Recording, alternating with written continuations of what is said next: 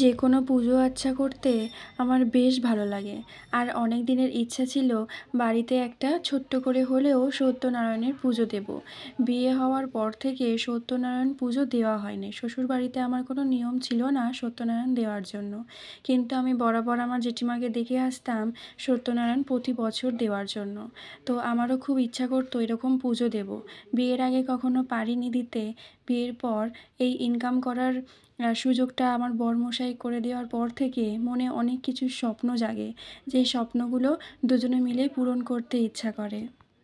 তাই জন্য বাড়িতে ছোট্ট করে একটা সত্যনারায়ণের পুজো আয়োজন করেছিলাম। সেখানে কিছু নারায়ণ সেবা করিয়েছিলাম। আমাদের পাড়ায় কিছু ছোট্ট ছোট্ট বাচ্চাদের বলেছিলাম যে নারায়ণ সেবার জন্য। তো তাদেরকে খাওয়ানো হয়ে গিয়েছিল। তারপরে নিয়ম ছিল পা ধুয়ে দেওয়া, আর তাদের হাতে 5 টাকা করে দিয়েছিলাম। তো ওরা খুব খুশি হয়েছে ওগুলো নিয়ে।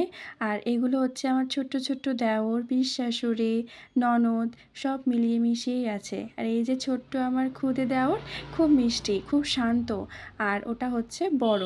আর তারপরে আছে আমার শ্বশুর মশাই, যে খুবই লজ্জা পায় আমার কাছে আসতে। মানে এই রিচুয়ালসটা করতে ওর প্রবলেম হচ্ছিল, যেহেতু ভিডিও করছিলাম। আর ও এমনিতেই খুব লাজুকে। তো এই নিয়মটা আমার মনে হয় সবার বাড়িতেই আছে। আর এটা করলে অনেকটা শুভ বলেই আমার মনে হয়। এই যে তখন থেকে সবাইকে ডাকছিলাম, ও আসতেই চাইছিল না। সবাই ওকে বলছিল যে আসার জন্য। এখানে এই কজনই আছে। আরও অনেক বাচ্চাদের নিমন্ত্রণ করেছিলাম। তো তারা বাড়ি চলে গিয়েছিল খাওয়া দাওয়া করে। আর জানোই তো বাড়িতে কাজবাজ হলে কতটা মানে কাজের প্রেশার থাকে, সব দিকে খেয়াল দেওয়া যায় না। তো তারপরে যখন ভোগ প্রসাদ বাড়িতে বিতরণ করতে গিয়েছিলাম, তাদের বাড়িতে গিয়ে আমি রিচুয়ালসটা করে এসেছিলাম। তাদের বাড়িতে যারা এখানে এসেছিল তাদের রিচুয়ালসটা এখানেই হয়েছিল। তারপরে বাড়ি গিয়ে আমি সেগুলো ফুলফিল করেছিলাম। আর এটাও হচ্ছে আমার একটা দেওর মশাই। তো সবাই বলছিল যে আমাকে প্রণাম করার জন্য, কিন্তু আমার প্রণাম নিতে একটু লজ্জা পায়।